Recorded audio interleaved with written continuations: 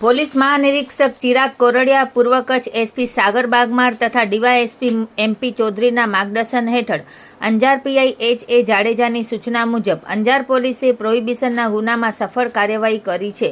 પોલીસે મળેલ ચોક્કસ બાતમીના આધારે વરસામેડી શાંતિધામથી ગળપાદર નજીક શંકાસ્પદ સ્કોર્પિયો કારમાંથી ભારતીય બનાવટનો વિદેશી દારૂનો મોટો જથ્થો ઝડપી પાડ્યો છે. પોલીસે વિવિધ બ્રાન્ડની દારૂની બોટલો તથા સ્કોર્પિયો કાર સહિત કુલ 11,57,159નો મુદ્દામાલ કબજે કર્યો છે. આ કેસમાં રાહુલ વિનોદ ચૌહાણ સામે પ્રોહિબિશનનો ગુનો નોંધી તેને પકડવાનો બાકી હોવાનું પોલીસે જણાવ્યું છે.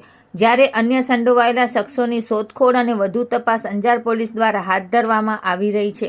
આ સમગ્ર કામગીરીમાં અંજાર પીઆઈ એચ.એ. જાડેજા, પીએસઆઈ એસ.જી. વાળા તથા અંજાર પોલીસ સ્ટેશનના સ્ટાફે મહત્વપૂર્ણ કામગીરી બજાવી હતી.